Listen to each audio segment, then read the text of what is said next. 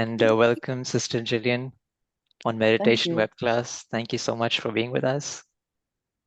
And here we are today Yeah. discussing a very important topic.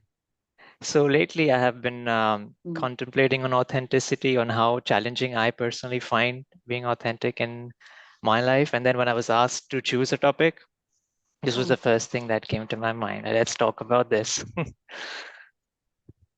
So, Sister, what is authenticity for you? Yeah, I love this topic too, actually. And I think it is a lifelong challenge, Yeah. not just to be authentic to yourself, Mhm. but to kind of figure out what exactly we mean by self.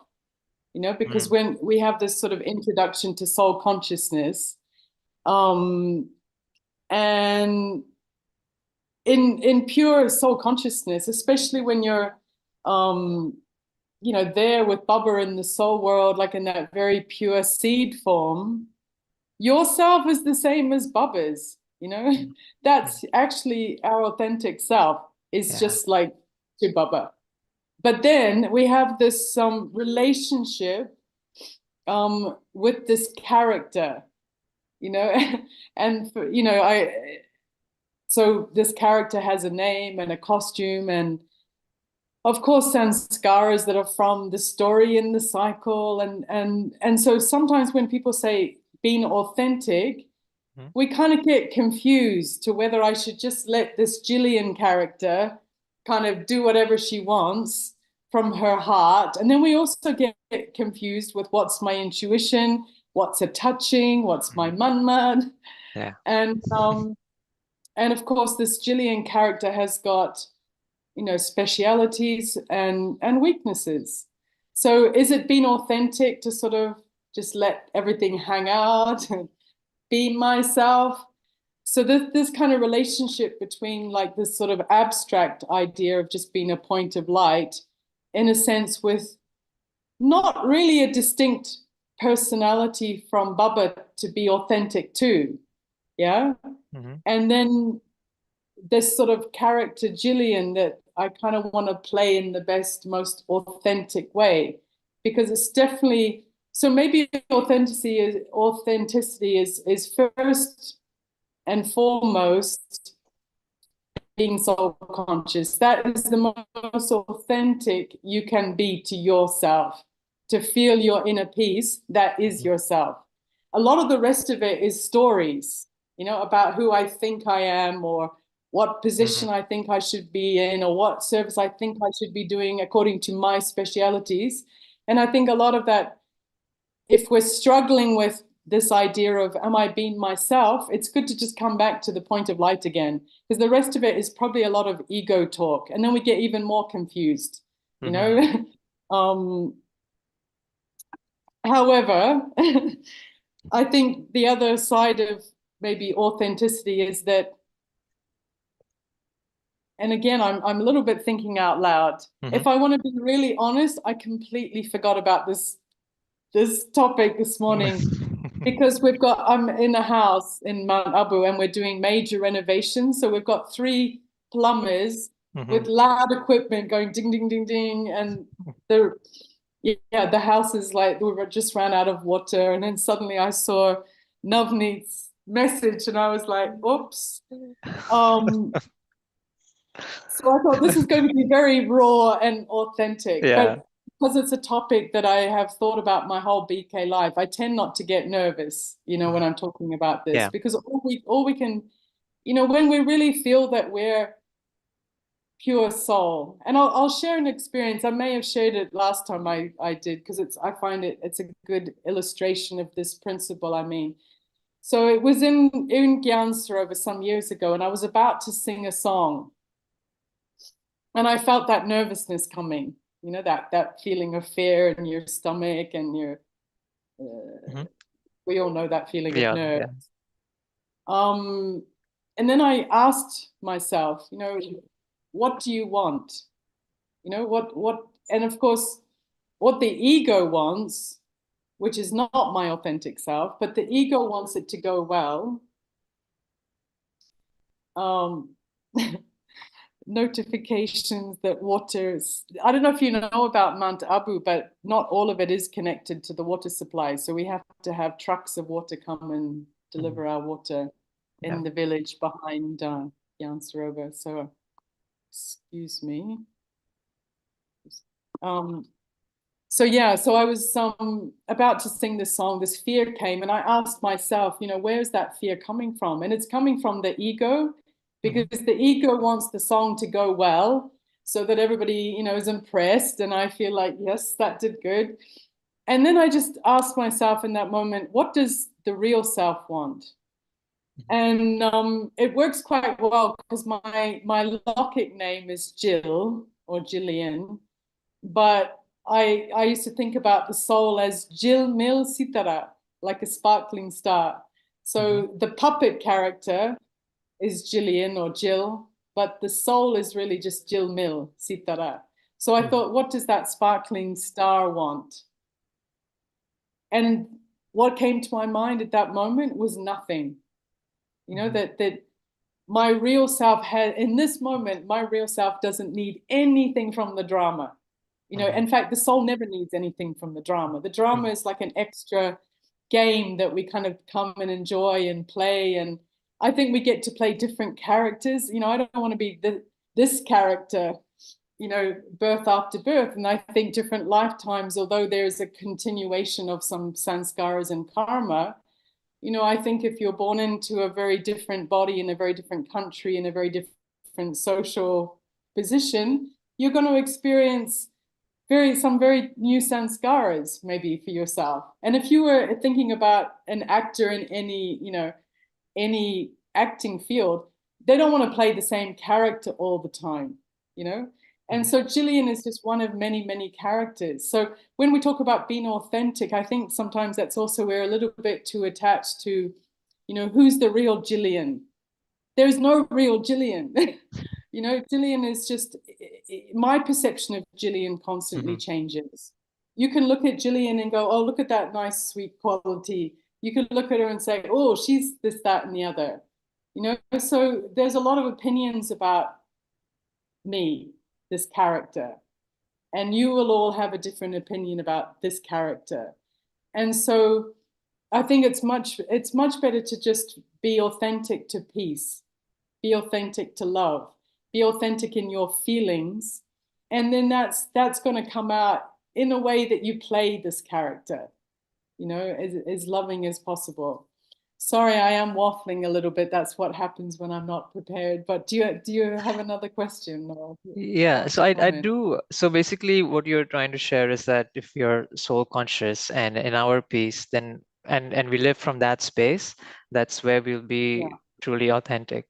But quite often in the context of let's say, quite often we are acting in ways, let's say we're not wanting to do something, but we feel or there is a certain thing that tells us that we should be doing it, even though we don't want to. But because of the societal expectations or whatever, the expectations from the team or the family, wherever we are, whatever context, but we do act in accordance to what we think should be done rather than what we really want to do. You know, a very simple example, quite often we may say yes when we really don't want to say yes, we want to say a no, or the other way around. So that's a good, so how do you find that? What is that thing that we should really listen to? Yeah, again, I do think that all answers do in the end sort of come back to soul consciousness, because that the lack of soul consciousness or presence of soul consciousness will really dictate. Sorry, I'm busy. Sorry, I would have sort of warned people in the house that I was going to disappear. No problem. So one of the reasons that we can't be authentic is, of course, fear of other people, you know, people pleasing. That's a big one. And, you know, if I'm honest, I think I spent like the first 10 years of my Brahmin life not really having tapasya and madhaban, but like concerned that my sari was folded properly and that I fitted in with the, the plait was done properly. We all just wanted to, a lot of us Western Brahmins, we just wanted to be pseudo-Indians. We really did. Yeah. And then you can see it's a little bit like growing up. As a child, you're very obedient. As you get older, you kind of a little bit speak back to your parents. So there is that sort of rebellious stage of Brahmin life too. And, just because Didi says I should do it, you start like having a mind of your own in a sense. And then there is probably a little bit of you overcome that fear of losing limited respect from the system. Yeah. And that's a great thing to be free of, to be honest, because then you can start to be really authentic. You want to get to a point, and I think in a way I find Raksha Bandhan is one of the biggest sort of tests or indicators of all our authenticity. That moment when you come in front of a senior and you're getting that drishti, and then at that moment you're sort of like,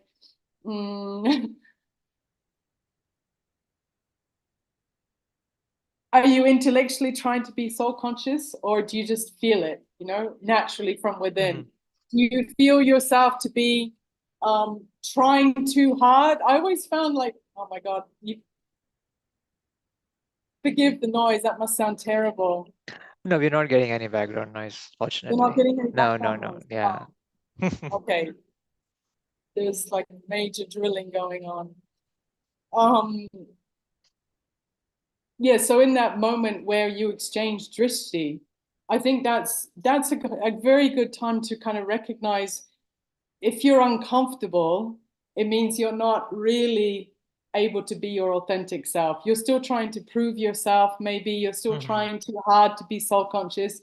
Maybe you're worried that the senior is going to pick up that you're actually not really in soul consciousness. All those fears around that. I think that moment really reveals your insecurity.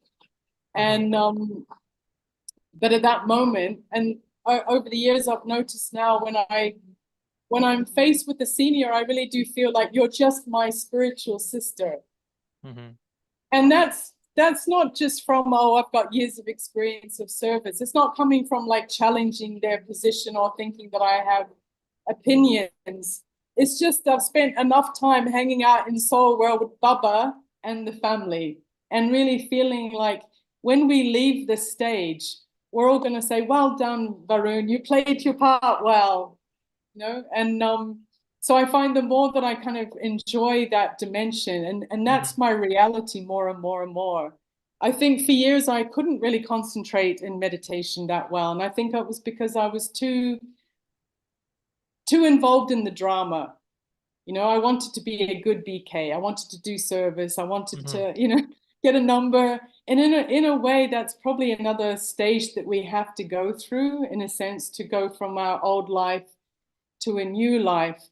But I think to be our authentic self, it might sound a little bit radical, but I don't think in Soul World, Baba's counting your Amrit Velas. He's looking into your, how true are you to your purity? How pure are your thoughts? Because you can certainly do all the right things and look like a proper BK, but you can still be full of jealousy and not having good wishes and competing and comparing and all those golden traps, Or you can just be a very someone that nobody notices, but your relationship with God is just so strong that you feel like, honestly, at this point in my Brahmin life, I feel like you could insult this character as badly as you want. This trend of roasting people. I sometimes think we should bring that into the BKs as a spiritual exercise. Imagine if everybody really told you exactly what the waste thoughts are, or what, But I think if I hope that if that were to happen, that I would be able to laugh and say, yes, I know this character very well. She's absolutely like that.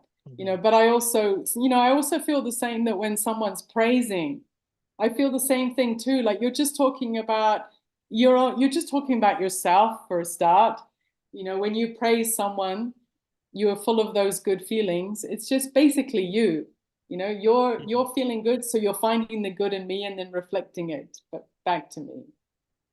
So perhaps the more and more that you feel like you know your weaknesses, and oh, actually, let me. There was a man recently that I listened to, and that really. So meanwhile, as she joins, for all those who joined a bit late, I'll just give a quick recap of what we all discussed. So authenticity, from what she shared, is really possible when we are very much connected to our true essence. In other words, she used the word soul consciousness. So if we are really truly in our essence, and if we really act from that space of peace, the space of love, that is when we are truly authentic. Otherwise, we are somehow lost in the character.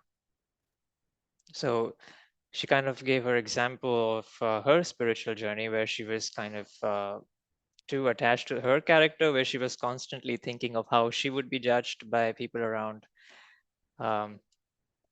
And this can be true in the context of friends, family, team, and office, everywhere. So how we constantly fearing other people's judgments, and we tend to act accordingly and try to make sure everybody around us is pleased. And we, some way or the other, all tend to go to that phase where we act where we want to, you know, other people should not feel bad, and we try to please people, and even though that is not our true self. So that is where somewhere we lose our authenticity. But what Sister Jillian mentioned, that whenever that something like that happens, she inquiry in the sense, what does, the question she asks herself is, what does your true self want? And in that contemplation, she kind of realizes that she really doesn't want anything from anyone. You know, and if you really look into yourself and ask the same question, I'm pretty sure you'll get the same answer, that we really don't need anything from anyone. You know, we don't need anything from outside. We already are what we need. It's just about finding that within us. So this is like the back and forth that she was discussing, how when we are in that remembrance of who we are, that is when we are truly authentic. And when we forget who we are, that's when we tend to act and kind of be very attached to the character that we are. So this is where we are, hoping that should be able to join back. A man who died of hypothermia in Canada. He was a young man, like 21, on a ice climbing. You can easily find this online. But what was interesting is his he described, as many people who do leave the body and come back, you know, they call it near-death experiences. He described the word, the love of God. They always say you can't put words on it. It's just the most unbelievable feeling of coming home to yourself and the one you belong to. I mean, they speak poetry of love when they describe the connecting with God. And this is all souls. I think this is also really important for us to listen to these people sharing, because they're just ordinary folks. You know, that can be your beer drinking, cigarette smoking neighbor who was always swearing. You would never think of them as spiritual, but as soon as they have an accident, boom, they leave the body. They experience themselves to be unlimited peace, love, you know, we're surrounded by the spiritual family, that feeling of welcome home, that feeling of God. And I think that's so nice to hear them, because, you know, it's much easier to look at your spiritual brothers and sisters, you know, in the forehead and remember that they're an Atma. But when you, really get that each soul has that connection with God, and not to say, well, I've got a more strong connection than you. No. Yes, as a BK with knowledge in this body, you have more of an awareness. But as soon as every soul leaves the body, boom, they're back. They remember who they are as a soul. And then we come back in the drama and fall asleep. Try to remember who we are. But he described, the beauty of the soul and the love of God. But then he had what a lot of people have is I think it's like a mini Dharamraj, a life review. And that life review, this is very common. It's one of the most common things that people describe when they leave the body and come back, is that he saw everything in his life they had done that hurt anybody. And he said he was a 21-year-old. He was a Christian. He wasn't like out there really hurting people. But he said that even the small things that he had done unconsciously, and all the ripples of that, that's also what we are able to see in those experiences, is that we can see what we've done and the effect it's had on so many people, good and bad. You get to see all of it. And he said that even though it was quite, in a sense, quite painful to see what you've done. And he also said that he could see all his justifications for what he had done, all the rationality that, well, I don't have time, or this person is, they get whatever it is, whatever thoughts you have, to that your ego is defending itself, that no, I'm perfect. It's all gone. And he said he felt at the same time, I'm such a sinner. And at the same time, I'm such a pure, loved child of God.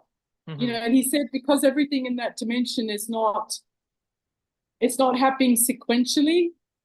He said it's very hard to describe, because in this world of matter and time, one thing happens after another.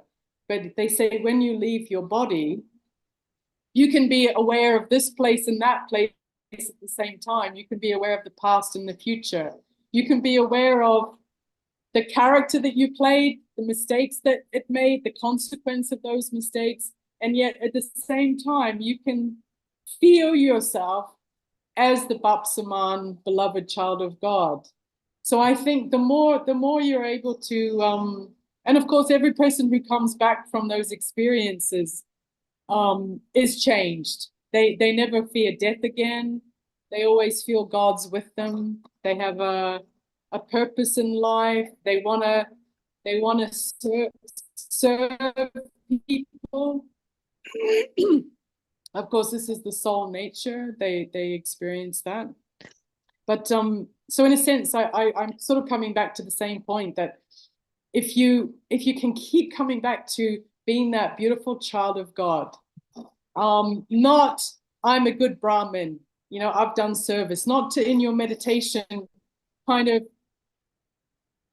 play that, am I a good soul, am I a bad soul, am I doing good? Meditation is so far beyond that. And I think the more we can do that, the authentic character that we're meant to play will come forward. And that authentic character does not care what anybody thinks. It's totally free. It can say no and watch your face get upset and not be like, oh, it's really so confident in its beingness and its largeness and its important role in the drama.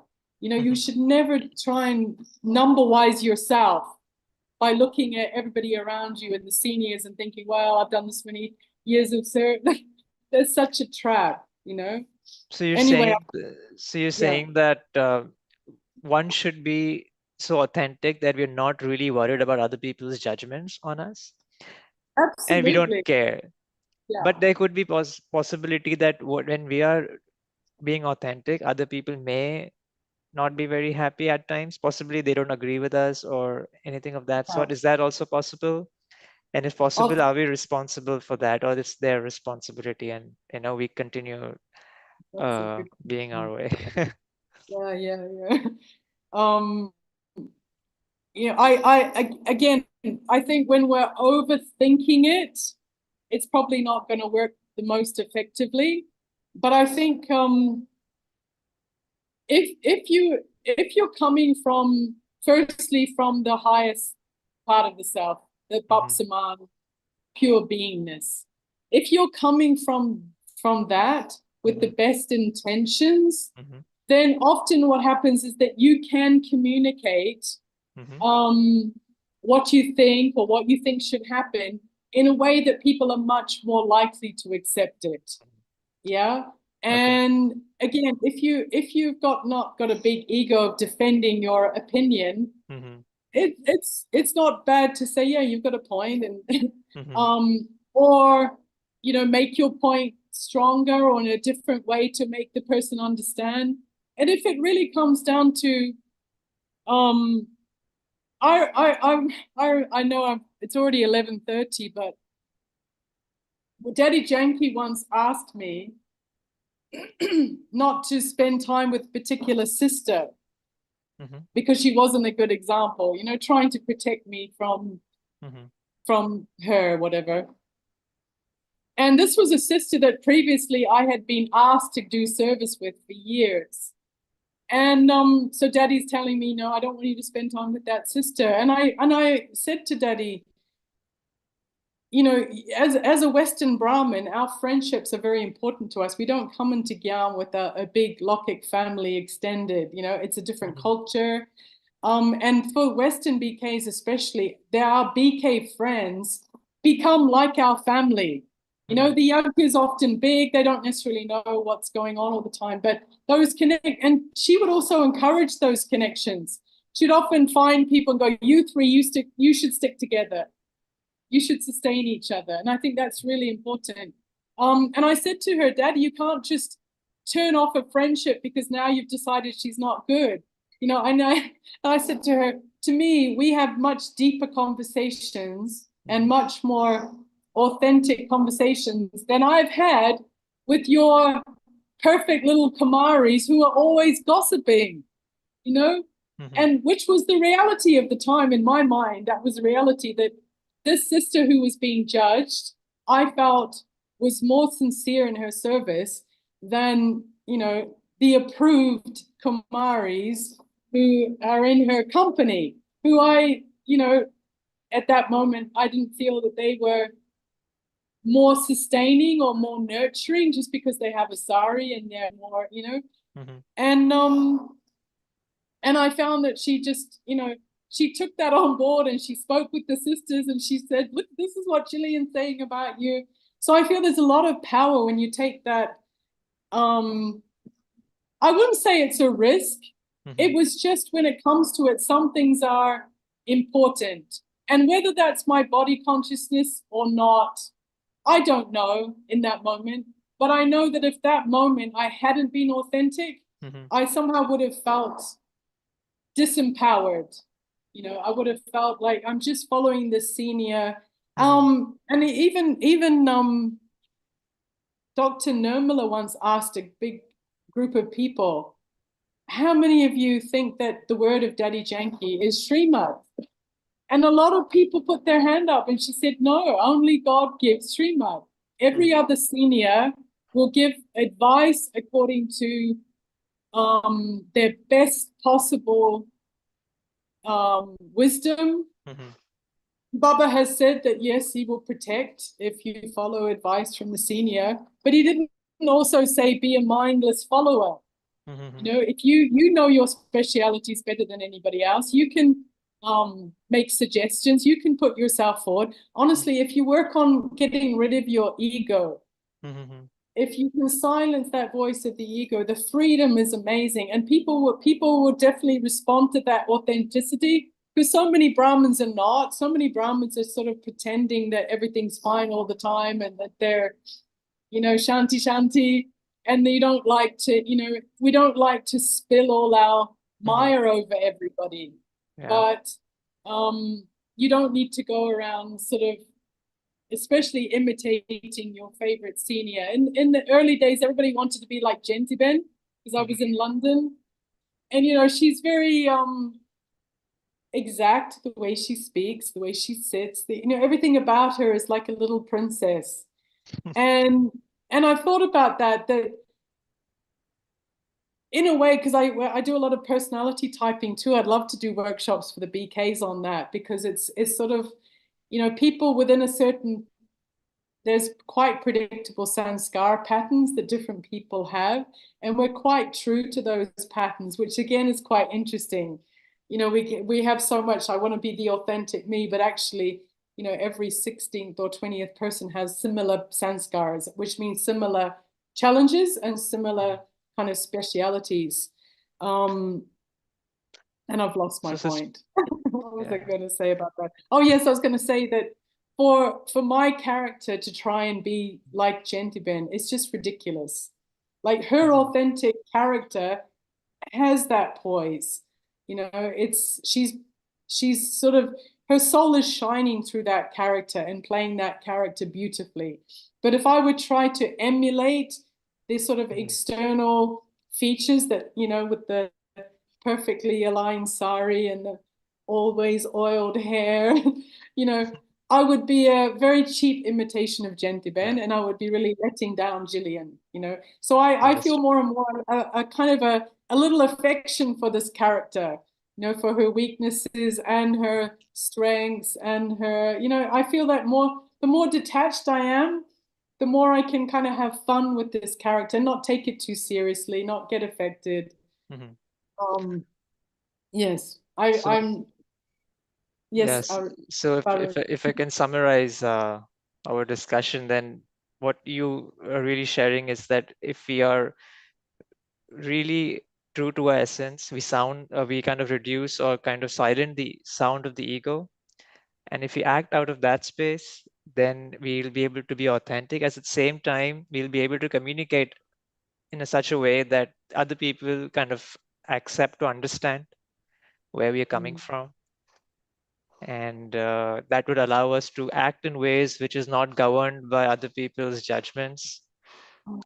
And also at the same time, you shared how you accepted yourself, your strengths, your weaknesses, and not trying to imitate or emulate anyone, even though having an immense respect for that person, but still at the same time respecting your individuality and acting in accordance with that.